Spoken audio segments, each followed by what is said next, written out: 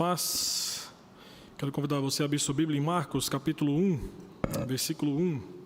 Apenas o versículo 1, Evangelho de Marcos, capítulo 1, versículo 1. Esse é o texto que nós iremos pregar nessa noite e quero falar sobre o princípio do Evangelho de Jesus Cristo. Quero me ater especificamente ao significado do termo Evangelho. É um termo que nós falamos bastante, nós comumente usamos esse termo, principalmente por sermos evangélicos, mas é fato que poucos de nós sabemos o que significa Evangelho. E eu digo que quando nós falamos muito um termo, a tendência é esvaziarmos ele de significado. E justamente acontece isso com o Evangelho. Quando nós começamos a ver e ouvir algumas atrocidades que são pregadas como se fosse Evangelho, nós começamos a entender como que esse termo, no que diz respeito ao cenário evangélico brasileiro, está esvaziado do seu significado. Então, o Evangelho de Marcos, Evangelho de Jesus Cristo, segundo escreveu Marcos, o capítulo 1, versículo 1, diz: princípio do Evangelho de Jesus Cristo, Filho de Deus.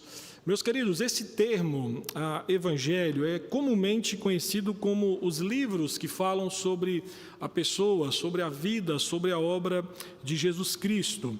Entretanto, o evangelho como um estilo literário em particular, é fato que ele não se encaixa em nenhum outro estilo literário. Nós podemos dizer que como um gênero literário, o Evangelho inclui elementos biográficos, mas ao mesmo tempo ele não constitui uma biografia a respeito da vida de Jesus Cristo. É fato que, como gênero literário, o Evangelho relata dados históricos e geográficos. Contudo, nós não podemos reconstruir uma cronologia da vida e até mesmo das obras de Jesus Cristo baseadas apenas nesses dados. Então, o Evangelho como um gênero literário, você vai ver que há narrativas com diferentes cenas entretecidas, principalmente aqui no Evangelho de Marcos, que é visto como o Evangelho da ação, que o tempo inteiro o cenário está mudando, o tempo inteiro Cristo está em ação. E nós vamos ver então que quando nós olhamos para o Evangelho, há uma história unificada, há coerência, algo que unifica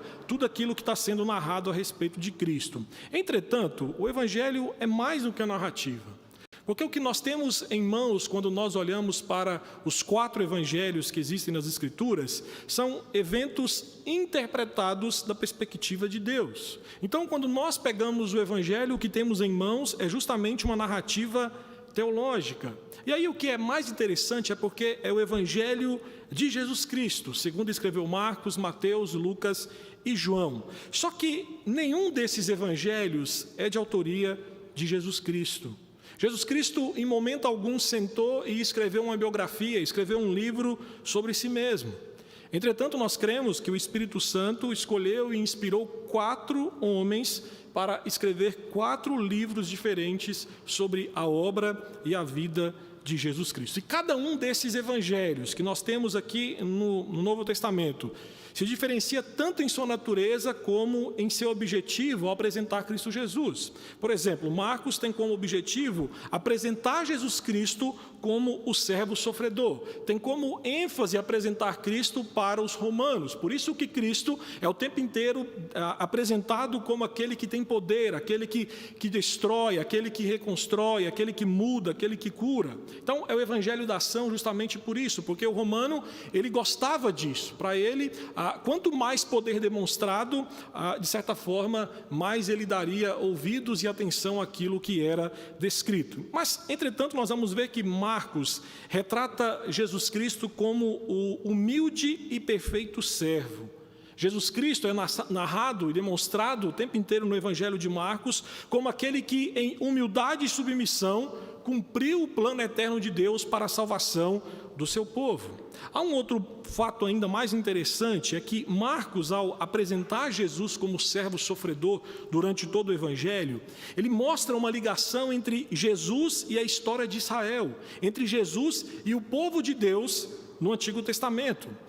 É interessantíssimo porque Marcos apresenta uma forte ligação entre Jesus e aquilo que os judeus conheciam como o novo êxodo de Isaías, algo que ainda era esperado pelo povo de Deus nos dias em que Marcos escreveu este evangelho. Entenda que quando falamos do profeta Isaías, e aqui Marcos, o evangelho o tempo inteiro, de certa forma, uma conexão com aquilo que é descrito nas profecias de Isaías, nós vamos ver que Isaías, como nós lemos uma parte desse livro na nossa liturgia, Isaías anuncia o retorno de Israel do exílio babilônico como um novo êxodo. Por isso que logo na abertura do livro, se você observar o versículo de número 2 aí de Marcos capítulo 1, Marcos começa descrevendo o princípio do evangelho de Jesus Cristo, Filho de Deus, versículo 2, conforme está escrito na profecia de Isaías. Então esta ligação entre Jesus e a história de Israel se desenrola ao longo de todo o livro de Marcos. Entretanto, o que fica muito claro nesse evangelho é que o tão esperado libertador de Israel, aquele que conduziria o povo, seu povo, que estava cativo, e aqui um cativeiro muito maior, muito mais poderoso, que era o cativeiro do pecado, ele já veio. Só que o que Marcos nos mostra é que, diferente das altas expectativas humanas do povo de Israel, Jesus Cristo, o Rei, ele veio sofrer pelo seu povo, a fim de conduzir esse povo do exílio do pecado para a tão sonhada Canaã celestial. Então, o autor, que é Marcos, desenrola a dramática história do princípio do Evangelho de Jesus Cristo, Filho de Deus, em 3 cenas. Primeiro, ele define o Evangelho, depois ele aponta a origem do Evangelho, e em terceiro lugar, ele destaca o personagem principal do Evangelho. Então nós vamos começar pela primeira cena. Nós vamos ver que nesse versículo 1 de Marcos, há uma definição do Evangelho.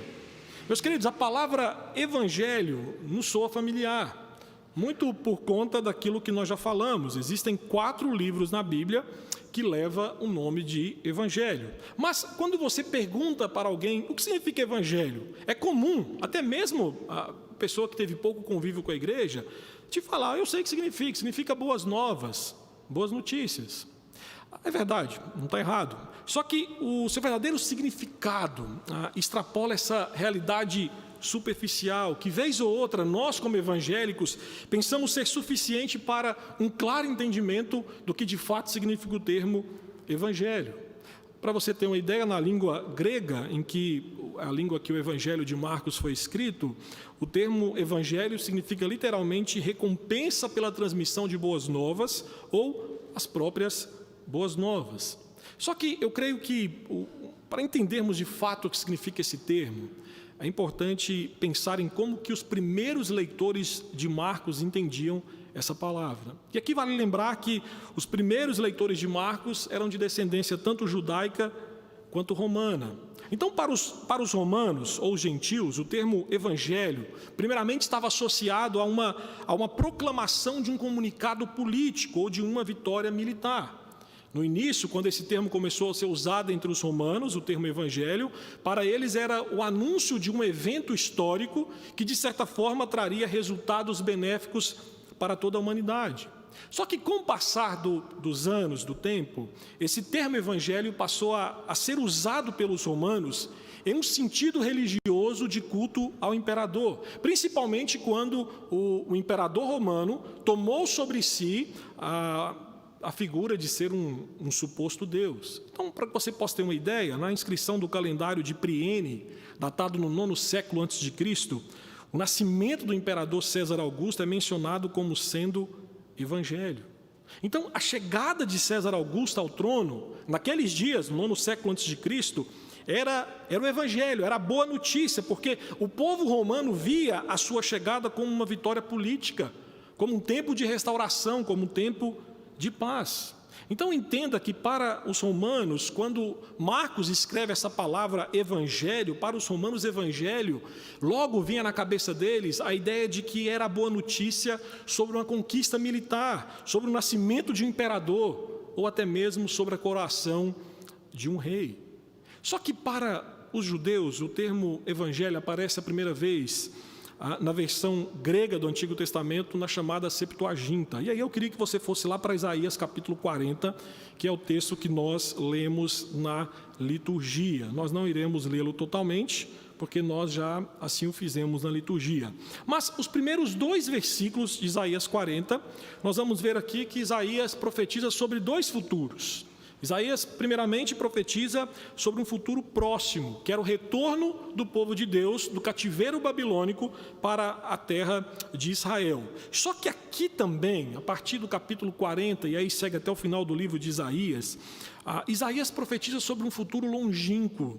E aqui Isaías aponta para a vinda do Messias. E olha, atente para o que diz os versículos 9 e 10. Tu, ó Sião, que anuncias boas novas. Aqui aparece a palavra evangelho. Sobe a um monte alto, tu que anuncias boas novas. De novo, evangelho. A Jerusalém, ergue a tua voz fortemente. Levanta, não temas, e dizes às cidades de Judá: eis aí está o vosso Deus. Eis que o Senhor Deus virá com poder, e o seu braço dominará. Aqui, queridos, Isaías está anunciando a boa notícia, o evangelho da chegada de Deus. Aqui Isaías, quando fala da boa notícia do evangelho, refere-se à ascensão de Deus para governar. Ele está dizendo que Deus, como rei de Israel, virá com poder e com seu braço forte há de libertar o povo que estava no cativeiro. E aqui, meus irmãos, a boa notícia é a melhor possível. Porque quem está ouvindo essa profecia de Isaías são pessoas que estão no cativeiro. E agora essas pessoas estão sendo informadas pelo profeta que Deus está próximo de restaurá-los. Mas ainda em Isaías, vai no capítulo 52, versículo 7, que esse termo evangelho, como está traduzido aqui como boas novas, ele aparece de novo. E no mesmo contexto. Aqui é uma continuação daquilo que começa no capítulo 40 de Isaías. Olha o versículo 7. Que formosos são sobre os montes os pés dos que anuncia as boas novas. Anuncia o evangelho, que faz ouvir a paz, que anuncia coisas boas, que faz ouvir a salvação, que diz a Sião: o teu Deus reina. Então, novamente, esta é a mesma notícia, o mesmo evangelho que anuncia a paz, que traz a notícia de felicidade, que anuncia a salvação. Agora, atente que o que vai trazer felicidade, paz e salvação?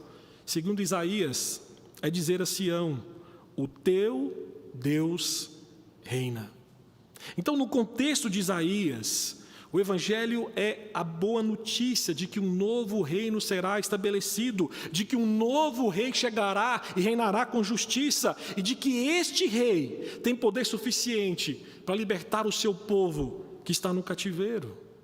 Então, entenda que tanto para o judeu como para o romano que estava ouvindo Marcos falar sobre evangelho, de certa forma o que eles tinham em comum é que para ambos a palavra evangelho significava a chegada de um novo monarca que instauraria uma era de paz, uma era de salvação, uma era de bênção.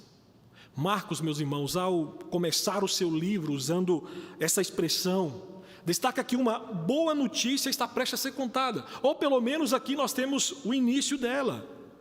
Marcos quer nos mostrar em seu livro a história da chegada, o estabelecimento, a entronização de um novo rei. Rei esse que é mais glorioso, superior a qualquer rei que já passou por essa terra. E segundo Marcos, a vida, o sofrimento, a morte do Filho de Deus numa cruz romana são as boas novas, é o evangelho. Só que Marcos ainda segue, aí é uma segunda cena que Marcos descreve nesse primeiro versículo, em que Marcos então nos fala sobre a origem do evangelho. E atente no versículo 1 que Marcos começa o seu livro afirmando o princípio do evangelho de Jesus Cristo. Só que a pergunta que nós temos que fazer aqui é a seguinte: quando que de fato começa as boas novas de salvação do homem? Quando que de fato começa a boa notícia da vinda de Jesus? Sabe quando você encontra com alguém e você fala: olha, eu tenho uma novidade para lhe contar? Quando você diz isso, provavelmente é porque é algo novo, totalmente novo, algo que não aconteceu ainda. Só que entenda que não é isso que Marcos está falando aqui sobre o Evangelho. Meus irmãos, o Evangelho não era algo novo para o povo de Israel. E Marcos quer mostrar a seus leitores que esse Evangelho não havia sido criado por ele ou por qualquer homem que fosse naqueles dias, mas há centenas de milhares de anos antes, Deus já havia falado desse Evangelho. Como eu citei alguns minutos atrás, basta você ver no segundo versículo que ele afirma, conforme está escrito no profeta Isaías. Contextualmente, Marcos aqui quer mostrar que Isaías já havia falado desse Evangelho. Então, por inferência, nós podemos afirmar que na perspectiva de Marcos, o Evangelho sobre Cristo não começou com ele, mas é apenas o cumprimento de promessas divinas. E aqui é válido ressaltar uma informação que é até certo ponto importante, que apenas 3 livros da Bíblia começam com o termo princípio. Gênesis, quando fala do princípio de todas as coisas da criação. João, quando fala da eternidade do Verbo e a encarnação do Verbo. E Marcos, quando fala do princípio do Evangelho.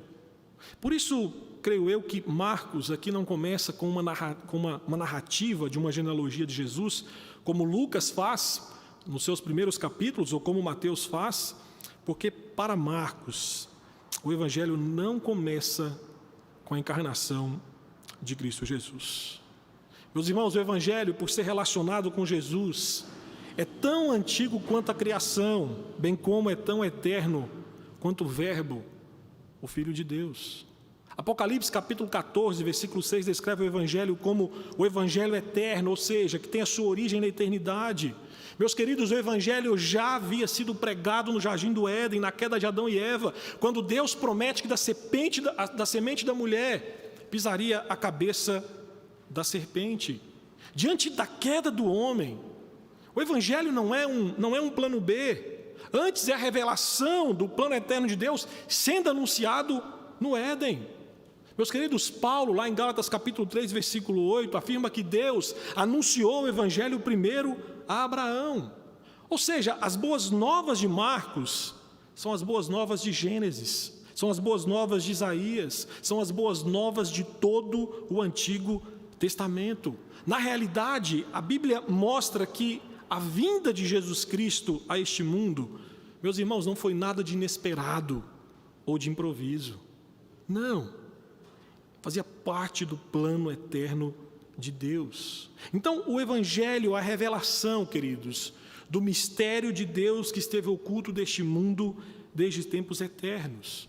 Por isso que nós temos que entender que quando Marcos fala o princípio do Evangelho, aqui ele aponta para a sua origem, dizendo que a sua origem não é humana, mas a sua origem é divina. Logo, o Evangelho é a graça de Deus se tornando legível. O Evangelho é a história da graça. Como afirmou John Piper, se o Evangelho é a história de Deus sobre si, então Deus é o Evangelho, Jesus Cristo é o Evangelho. Mas além disso, há uma terceira cena, ainda nesse primeiro versículo do primeiro capítulo de Marcos, que Marcos vai falar sobre o personagem principal do Evangelho. E aí fica claro que Marcos enfatiza que é o princípio do Evangelho de Jesus Cristo, ou seja, Jesus Cristo é o sujeito, Jesus Cristo é o objeto do Evangelho. Isto é, o Evangelho é sobre ele, o Evangelho é sobre a sua vida, o Evangelho é sobre a sua obra. Por isso que Marcos, logo de cara, identifica sobre quem é o conteúdo da boa notícia. E o conteúdo é Jesus Cristo. Por isso é Evangelho de Jesus Cristo segundo escreveu Marcos. O Evangelho, a boa nova, a pessoa do próprio Jesus, a figura central em meio aos diversos cenários e personalidades apresentadas aqui no livro escrito por Marcos.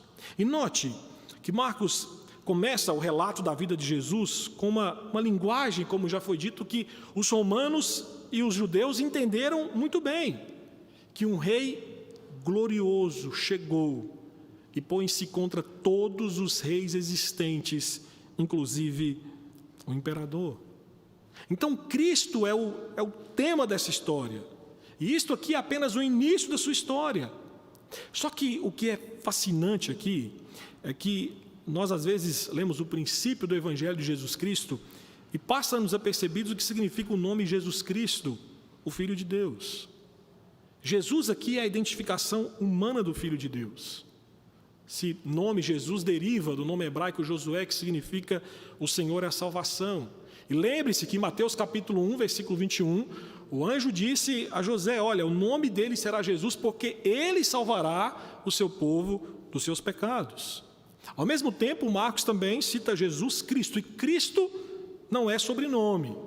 Cristo é um título real que Jesus recebe. A palavra grega, Christos, que tem no seu correspondente hebraico Messias, o significado de ungido. Então, a palavra, quando era usada, principalmente no Antigo Testamento, a palavra Messias, denotava que a mesma foi cerimonialmente ungida para um cargo. Há um comentarista estudioso do Novo Testamento, o David Wallace, que ele explica que o sentido primário do título Messias é rei, como homem ungido de Deus, porém também sugere a eleição, ou seja, o rei era eleito e honrado pela pessoa de Deus. Então, o seu nome humano é Jesus, o seu título real é Messias, ungido rei. Porém, Marcos ainda enfatiza a sua linhagem. Ele é o Filho de Deus, ou seja, ele é Deus. A Herman Bavinck, que é um teólogo holandês, ele explica que o nome Filho de Deus, quando é atribuído à pessoa de Cristo, é no sentido metafísico. Ou seja, por natureza e desde a eternidade, Jesus Cristo é Deus. Então, Marcos, quando introduz o início da história do Rei Jesus, o Filho de Deus, ele está dizendo: nós não iremos falar de qualquer rei. Nada disso. Meus queridos, aqui quando Marcos fala sobre Jesus Cristo e cita o nome Jesus Cristo, Filho de Deus, ele está dizendo que não iria falar apenas de mais um rei, mas queria falar do grande rei. Mas ainda quero chamar a sua atenção para o fato de Marcos usar a expressão Jesus Cristo. Meus queridos, isso aqui aponta para aquilo que o Evangelho é. O Evangelho trata da salvação de pecadores, e é justamente isso que o nome de Jesus quer dizer. Este Jesus é o Cristo, o Messias, o ungido de Deus, aquele que foi anunciado e prometido anteriormente por intermédio dos profetas, que veio para salvar os pecadores. Por isso que o Evangelho está centrado, e deve estar centrado, e é centrado na pessoa de Jesus Cristo. O conteúdo do Evangelho é Jesus Cristo. A sua vida, a sua obra, a sua morte, a sua ressurreição, o seu governo, a sua segunda vinda. O Evangelho, meus irmãos, é sobre Jesus Cristo, e ao mesmo tempo são as boas novas que vêm dele para pecadores perdidos como nós. Por isso que James Hessing dizia que Cristo criou o Evangelho pela sua obra. Ele pregou o Evangelho pelas suas palavras, mas ele é o próprio Evangelho. E creio que depois de entendermos mais um pouco do que significa a palavra Evangelho, é prudente então finalizar esse sermão com duas implicações para nós. A primeira, queridos, é que nós não podemos adulterar, falsificar o Evangelho. Nós não podemos, nós não temos essa liberdade. Senhor, mas vamos retirar uma partezinha, vamos colocar... Nós não podemos. Segundo Marcos, o Evangelho é um recontar das boas obras da obra redentiva de Deus, as boas novas da obra redentiva de Deus. O Evangelho tem a ver com a história contada pelo próprio Deus. O Evangelho tem a ver com Jesus Cristo, tem a ver com a sua vida, com a sua obra. Por isso que o Evangelho está centralizado na pessoa de Jesus Cristo. O Evangelho é Jesus Cristo. E Jesus Cristo é o centro para onde tudo converge. Meus queridos, o Evangelho é cristocêntrico, porque sem cristocentricidade não há boa nova. Cristo é tanto o autor quanto o conteúdo do Evangelho. Por isso desculpa a expressão, uma grande baboseira que foi pregada um tempo atrás aí por um pregador, dizendo que você é o centro. Você não é centro de nada. Cristo é o centro. Cristo é o centro. Por isso, pregar o Evangelho significa pregar a Cristo. bem como tudo aquilo que tem relação com ele, já que sem Cristo não haveria evangelho. Se você coloca o homem no centro e não coloca Cristo, você não está pregando o evangelho. O evangelho não diz respeito a nós, diz respeito a um Deus glorioso, diz respeito àquilo que Cristo fez para de fato nos perdoar dos nossos pecados. Meus queridos, em decorrência disso, eu digo para você que nós só podemos afirmar que alguém é evangélico quando alguém de fato abraça o evangelho de Jesus Cristo, Filho de Deus, em sua totalidade. E olha, entenda que há muitas pessoas que dizem que são evangélicas, mas que quando nós olhamos para aquilo que o evangelho de fato pressupõe na vida de uma pessoa, que é mudança, que é transformação, passa longe. Lembro de tempos atrás ter lido uma reportagem em que a Gretchen dizia ser evangélica. Esse é o cenário brasileiro que nós vivemos.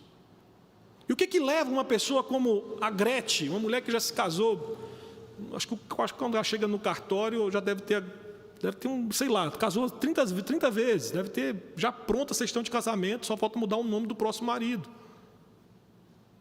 Como que uma mulher dessa diz que é evangélica? Sabe por quê? Porque alguém pregou para ela um evangelho adulterado, um evangelho mentiroso, um evangelho falsificado. E a maior desgraça que uma pessoa pode receber nessa vida é abraçar uma mentira como se fosse verdade, principalmente no que diz respeito ao destino eterno da sua alma. Por isso eu digo para você nessa noite, como é importante relembrar, enfatizar esta centralidade de Cristo na pregação do Evangelho. Meus irmãos, nós temos muitos pastores, muitas igrejas acrescentando pensamentos humanos ao Evangelho ou subtraindo partes desse Evangelho. Acrescentam quando dizem palavras, promessas que Jesus nunca fez. Teologia da prosperidade, tradicionalismo, jargões evangélicos. Aumentam aquilo que Cristo diz, coloca na conta de Cristo promessas que Cristo nunca pronunciou. Ou às vezes subtraem quando negam a divindade de Jesus, ou evitam falar de assuntos como a cruz, como o pecado, como o inferno. Para você ter uma noção, dias atrás, um pastor, que está mais para ativista, político, ideológico, em um programa de TV, disse o seguinte: Jesus não morreu quentinho em uma cama, foi preso, torturado, assassinado. Só que a esperança era tão grande que o povão disse que ele ressuscitou, está vivo e venceu tudo isso. Você consegue perceber aqui a heresia? Você consegue perceber aqui a mentira? E está falando sobre Jesus. Falou sobre Jesus evangélico? Não, não é. Meus queridos, quando esse pastor disse isso, ele subtraiu a divindade de Cristo, negando a sua ressurreição. Entendam uma coisa, não foi o povão que disse que ele ressuscitou. Meus queridos, a única forma de evitar, acrescentar ou subtrair pensamentos humanos ao Evangelho é conhecê-lo totalmente. A única maneira de nós, de eu, de você reconhecer facilmente falsificações, adulterações do Evangelho é conhecendo o Evangelho.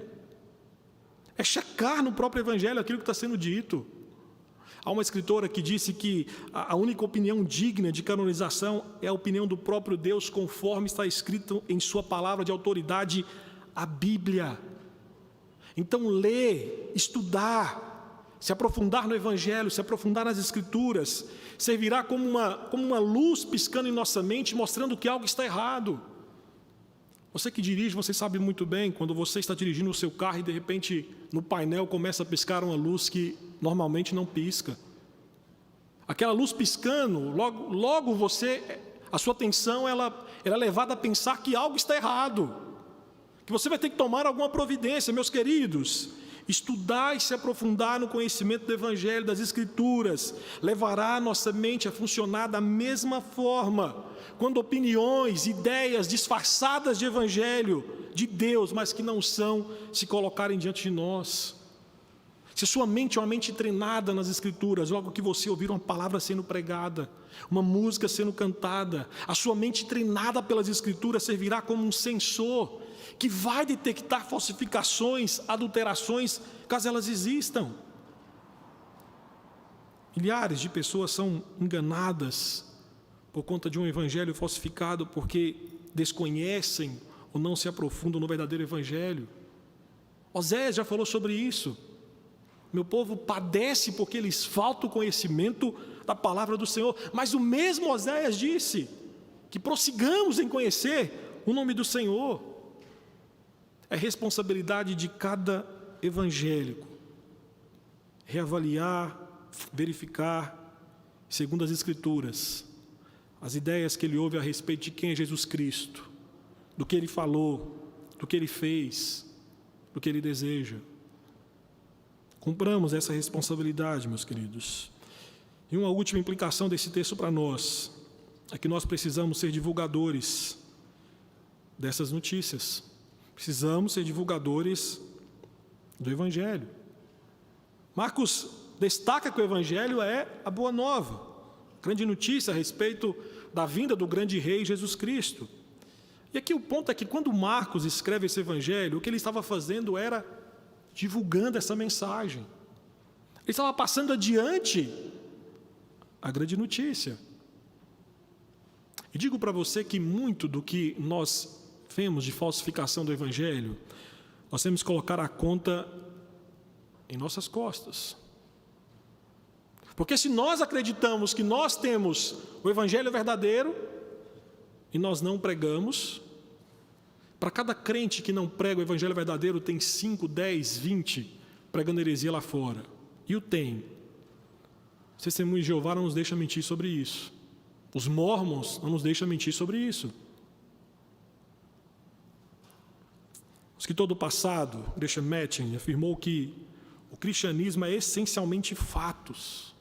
Notícias dizem respeito a fatos e não a meras ideias. E o cristianismo se refere a algo que realmente aconteceu. Meus queridos, os fatos do Evangelho realmente aconteceram. Uma criança nasceu de uma virgem. Jesus Cristo andou por essa terra árida, Jesus Cristo pregou, Ele realizou milagres, mas também aconteceu um julgamento, houve uma crucificação, houve uma morte, mas também aconteceu uma ressurreição e uma ascensão. Mas em seguida a isso, houve uma explosão de notícias sendo divulgadas, espalhadas pelo mundo. Eu sei que é um anacronismo pensar isso, mas eu fico pensando se os apóstolos tivessem internet naqueles dias. Meus queridos, eu acho que esses homens tinham alcançado o mundo inteiro. Por isso, em tempos de perigo, como aqueles que nós estamos vivendo hoje, como disse um servo do Senhor no passado, o mais humilde dos homens, se for um portador de boas notícias, é melhor do que os grandes oradores ou filósofos. Nós vivemos cercados de pessoas em perigo.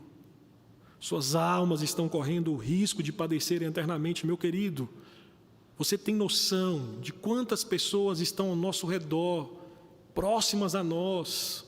Às vezes até você que está aqui nessa noite me ouvindo, que a alma está caminhando a passos largos para o inferno. A alma está em condenação. Não há esperança de redenção, não há esperança de salvação de nada.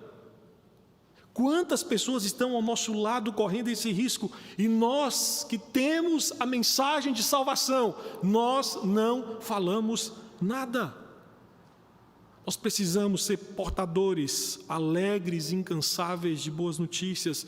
Nós precisamos avisá-las de que existe uma saída. Nós somos portadores de notícias poderosas e cheias de júbilo. Nós somos portadores do Evangelho. E o Evangelho, queridos, é a notícia de que o pecado, embora seja universal e cause a morte, Jesus, o Filho de Deus, veio ao mundo para salvar pecadores. O Evangelho tem a notícia de que Jesus morreu por nossos pecados e nos livra da condenação eterna. O Evangelho é a notícia que aquele que não conheceu o pecado se fez pecado por nós, para que nele nos tornássemos justos diante de Deus. A notícia do Evangelho é que só existe uma maneira de ser salvo: é se rendendo aos pés de Jesus Cristo e o reconhecendo como seu único e suficiente Salvador.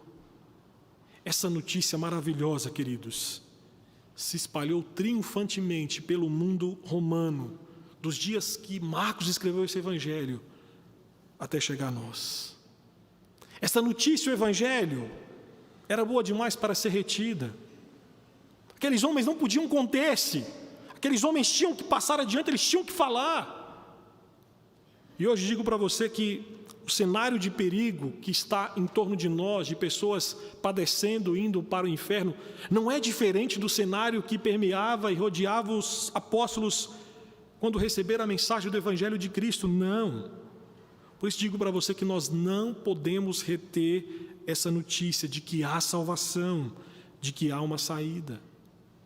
A grande notícia da Bíblia, o Evangelho, é uma mensagem acerca de Deus, da sua glória e de seus atos salvadores na história através do seu Filho Jesus Cristo. O Evangelho fala do homem, mas fala do seu pecado e da sua miséria. E ao mesmo tempo o Evangelho fala da salvação e da condenação condicionada à submissão ou não a Cristo como o Senhor da sua vida. Então entenda que esta notícia envolve uma decisão na história, mas ultrapassa a história, visto que tem um valor eterno. Porém, não basta você dizer, olha, eu acredito nessa série de eventos, de fatos do Evangelho, mas a fé consiste em seguir a Cristo. Essa boa notícia exige que nós confessemos estar debaixo de sua autoridade. Nós nos submetemos às suas ordens, nós nos submetemos ao seu senhorio. Por isso, você que está aqui nessa noite, se você se diz evangélico, mas ainda não submeteu ao senhorio de Cristo, o faça, porque não tem como desassociar o Salvador do Senhor. Não tem como você escolher apenas o Salvador e deixar o Senhor de lado. O evangélico abraça a totalidade do Evangelho. Jesus Cristo é Rei, Ele é Senhor e também é Salvador daqueles que confiam nele. Por isso nós temos que ser a voz do Evangelho, a todos avisar do perigo grande e grave para quem se descuidar.